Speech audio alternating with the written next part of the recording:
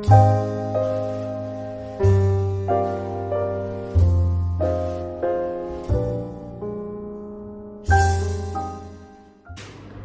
everyone, I am starting with the third lecture in the series of design and analysis of algorithms. Today we are going to discuss about characteristics of an algorithm. In the previous lectures we have already discussed what is algorithm, need of algorithm, need of analysis and types of analysis, priori and posteriori analysis. Now characteristics of an algorithm. First characteristics of algorithm is input. Now what do you mean by input? When you prepare your tea, what do you need? Initially the requirement in order to get the desired output. Output is what? Output is chai. Output is tea. Input is what? Input will be water, then sugar, chai masala, chai patti. So these all are inputs. So for any algorithm to work, it requires 0 or more well-defined inputs. So 0 or more well-defined inputs.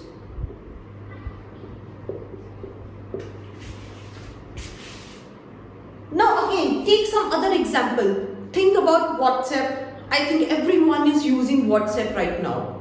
Okay, so initially when the first time you set up your WhatsApp, you have to start using WhatsApp, you have to give input. You have to tell, okay, with which mobile number you are using, so you have to register yourself. You can update your photograph and everything, all the profile setup.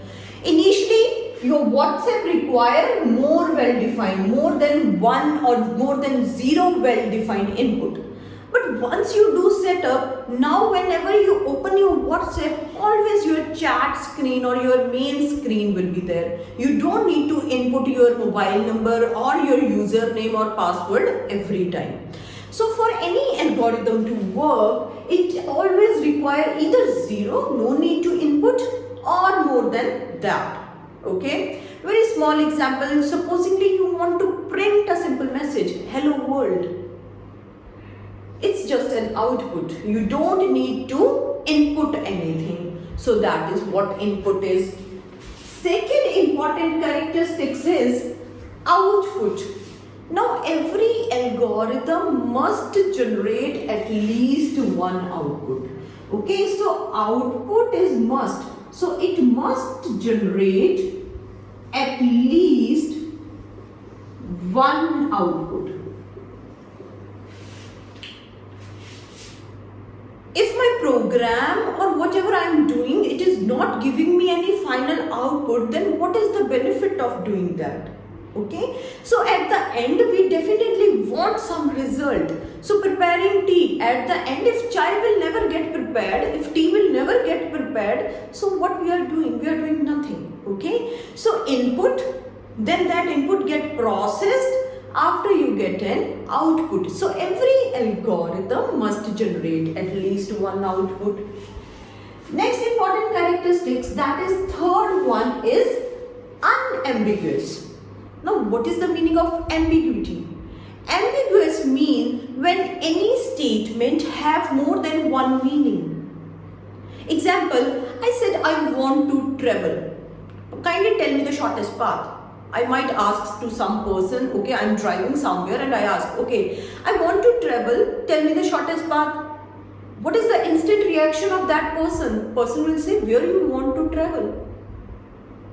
So your statement should be clear. It should not be ambiguous. So first, unambiguous means your algorithm, whatever statement you are writing, it should be clear. Now another example. Supposingly you want to add two numbers. Okay, so in the previous lecture we already seen how to write a very simple small algorithm. So what I will write? I will say, okay, begin. Then I will say read. If I just left it here, read, and after that I said sum, and after that I said print and end. By looking looking at these statements, do you understand how many numbers I am adding? Whether I am adding 2 numbers, 3 numbers or 4 numbers at a time. So that is not clear. Read. What to read, which number to read. So you have to specify read A, comma B. Then sum. If you just write here sum instead of A plus B, sum is what? Your computer don't understand that. So you have to write I am doing sum of A plus B. Now print. What to print? Whether you are printing A or you are printing B or you are printing sum. So you have to define everything. Now if you look at this algorithm, this is not ambiguous. It is clear. I am reading 2 numbers, I am adding 2 numbers and I am printing sum. So similarly your algorithm, it should be unambiguous. It should have clear meaning. Now fourth important point is finiteness.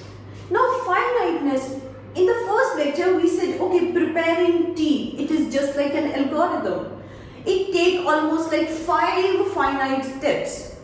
Take pan, add sugar, masala, chai patti, let your water boil, add milk to that, and last 5th point is when it boils your tea is ready. So your algorithm, it have a finite number of steps. Okay, it should not run, it should terminate after a while. So it should terminate. It should not run for infinite number of times.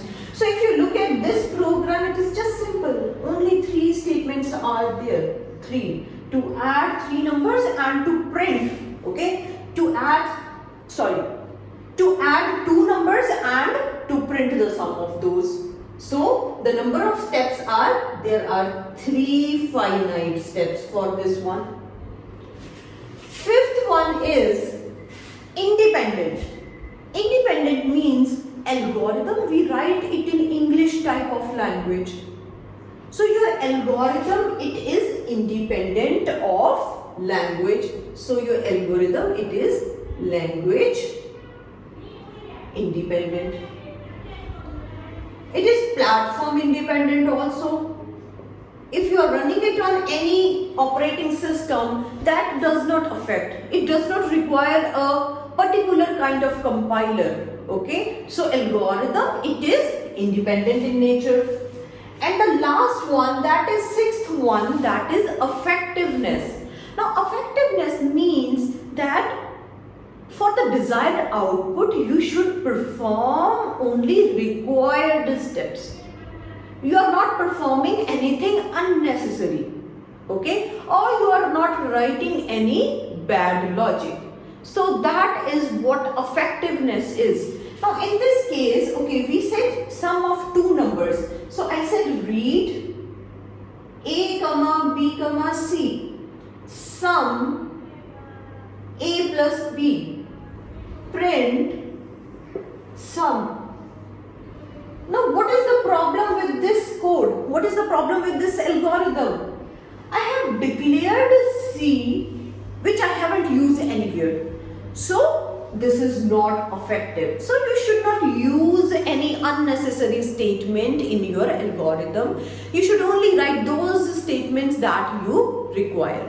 So these are the main 6 characteristics of an algorithm. I hope you liked my video. If you liked my video, kindly like it and subscribe my channel. Press bell icon to receive notifications. Thank you.